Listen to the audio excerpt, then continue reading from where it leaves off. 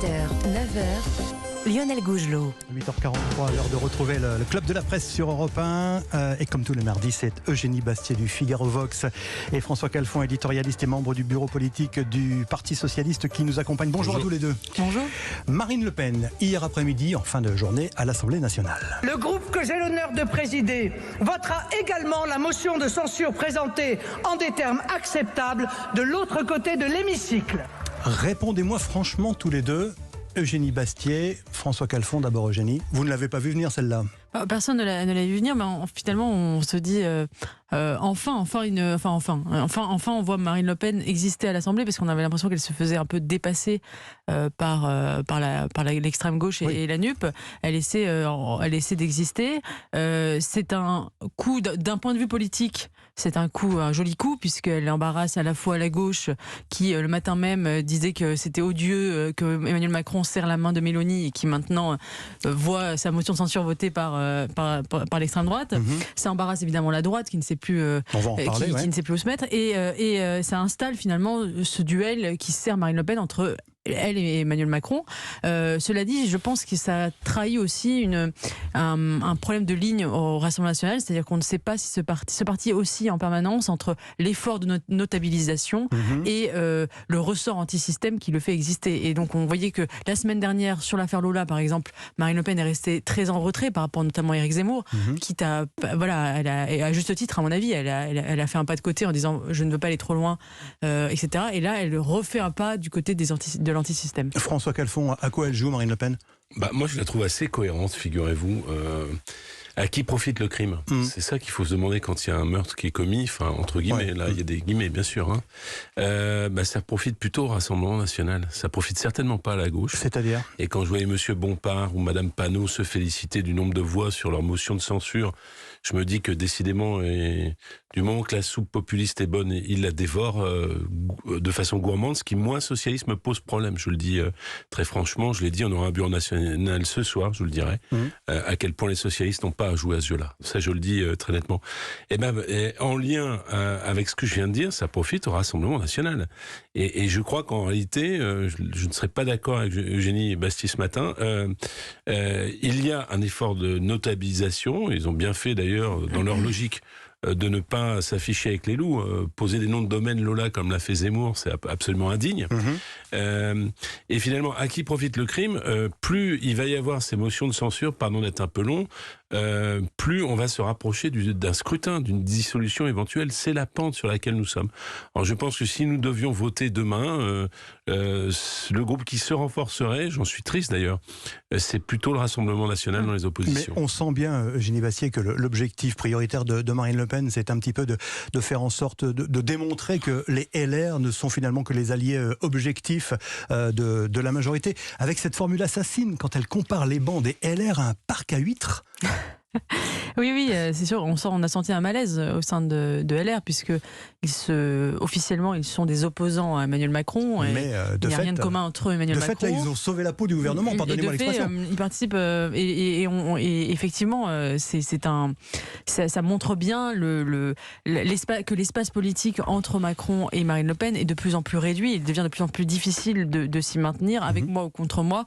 Tel est le principe qui domine la politique. Mais je crois, pour en revenir sur Marine Le Pen, sur la cohérence, il y a quand même un petit défaut de cohérence, dans le sens où elle-même a déposé une motion de censure, où à l'intérieur de la motion de censure il y avait une inquiétude sur le budget et sur la dette et sur la hausse des impôts contenue dans le budget, ce qui a une incohérence avec son propre programme, parce que je suis pas sûr que si elle appliquait son propre programme, il n'y aurait pas une hausse d'impôts et de la dette. Mais en tout cas, c'était pas du tout dans la motion de la France Insoumise, il n'y a rien là-dessus.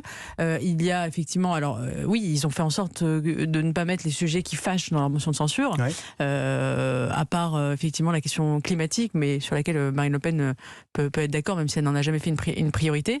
Mais cela dit, je pense que ça montre un malaise aussi sur la ligne économique de Marine Le Pen. Quelle est cette ligne économique? Est-ce que c'est une ligne économique compatible avec celle de la NUPES, ou est-ce que c'est une ligne économique plus libérale? Ça, c'est un vrai débat. François Calfon. Écoutez, moi je crois que le Front National repeint en Rassemblement National n'a qu'une soif maintenant, c'est d'imiter ses petits amis italien notamment, c'est-à-dire accéder au pouvoir, et que ça surplombe tout leur... Sauf que Mélanie, c'est la notabilisation absolue. Hein. Donc, puisque je réponds à votre question, puisque vous l'avez posée. Libéralisme. Je réponds à votre question puisque vous l'avez posée. Ces gens-là sont candidats au pouvoir quoi qu'il arrive, sont candidats à l'Union des droites et pensent qu'ils sont dans une marche vers le pouvoir. Ils le sentent. Pourquoi ? Parce qu'il y a une forme d'hégémonie culturelle dans la société sur les sujets d'insécurité et d'immigration.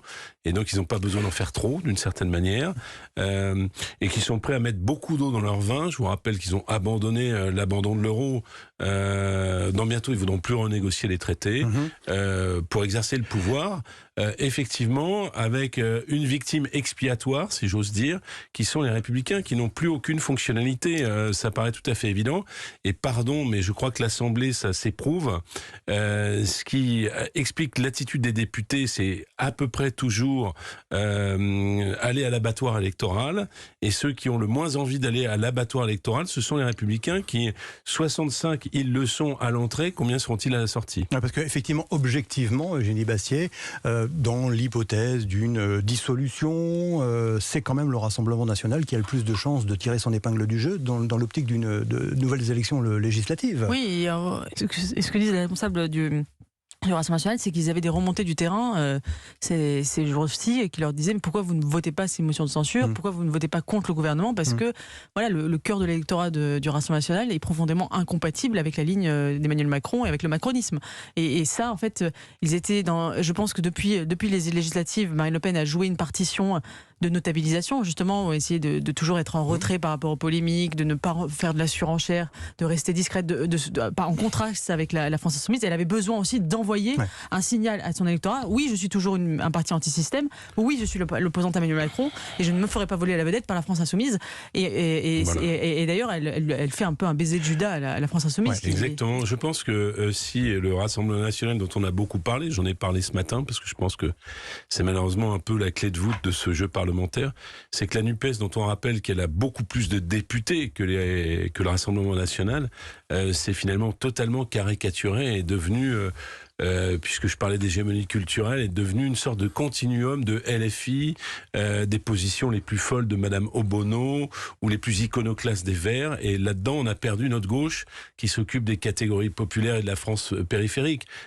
Qu'est-ce que LFI et malheureusement le Parti socialiste, parce qu'il est inaudible et je le regrette, a à dire à tous ces gens qui souffrent sur la question du pouvoir d'achat. On a plus entendu des sujets sociétaux sur des frasques sexuelles à l'intérieur des partis politiques que le bouclier social qu'on a entendu de la gauche. Eh bien, il est temps maintenant que la gauche se ressaisisse et mette en avant les principales préoccupations des Français. De ce point de vue-là, je dirais que Boris Vallaud a eu raison dans sa présentation qu'il a faite de cette motion de censure, de dire à quel point Emmanuel Macron a une forme de cohérence, protéger les plus puissantes entreprises contre les PME.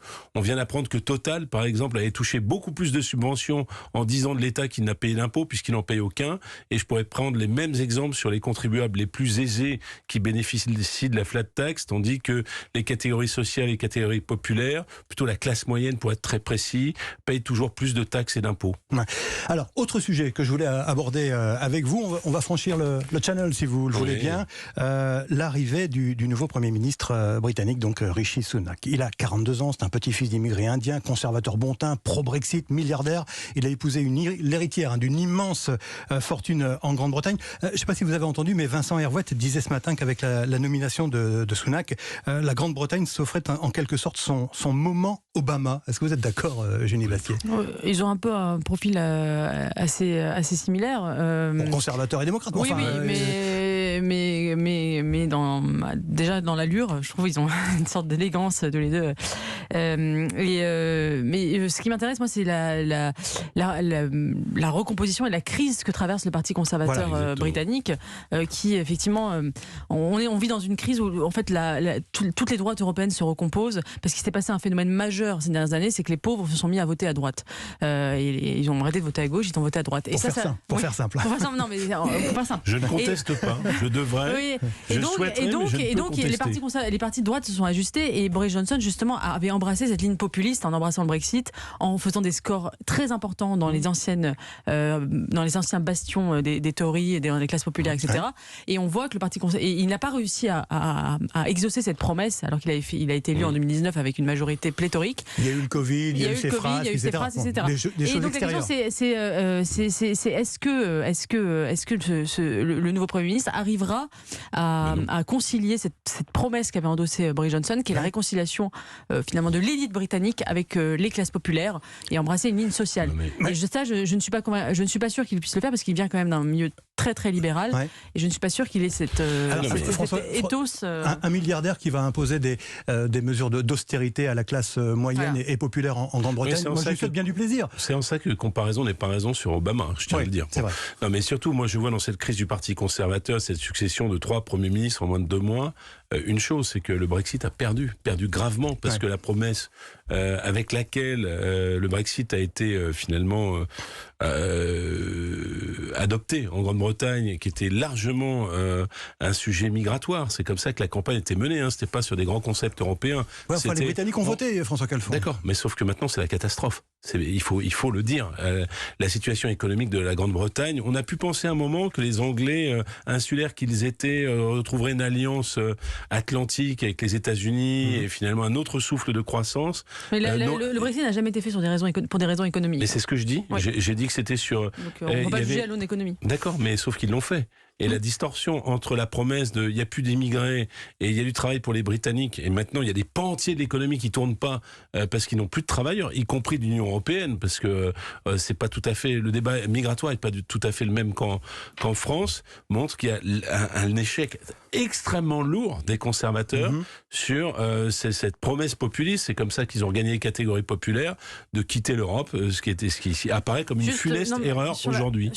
Un dernier mot, Eugénie Bastier. Oui, non, mais la leçon qu'on peut tirer de ça aussi, c'est à quel point les marchés font la loi, parce que Liz Truss, qui vénérait d'ailleurs le marché, s'est fait virer à cause des marchés financiers. C'est le principal sponsor du Parti conservateur britannique. Ça laisse augurer pour Giorgia Meloni en Italie. Est-ce qu'elle va arriver à faire... elle va devoir se ranger en fait sous une doxa libérale extrêmement précise, parce qu'en fait on voit bien que si on n'a pas les marchés, les populistes ne peuvent pas... L'échec de l'Union européenne. Enfin, un tout dernier mot, 20 secondes chacun. Est-ce que Boris Johnson est définitivement hors jeu? Non, quand vous voyez Berlusconi en Italie et ce genre de grand monstre de la politique, en politique on ne meurt que quand on rentre dans la tombe. Eugénie? Non, moi je pense qu'il peut avoir, il reste tapis dans l'ombre. Il peut revenir parce que c'est quelqu'un de très malin et sa défaite effectivement était due à ses frasques personnelles. Mais il avait réussi quand même cette alchimie de membres de l'élite qui endossent les angoisses populaires. Je ne suis pas sûre que les autres cadres du Parti conservateur britannique arrivent à trouver cette alchimie qu'il avait. Parce qu'il le dit lui-même, hein, il vise 2024. Hein, Mais il a beaucoup déçu. Et moi, il me fait penser beaucoup à Sarkozy, Boris Johnson, dans le sens où il avait réussi cette alchimie bourgeoisie-classe populaire.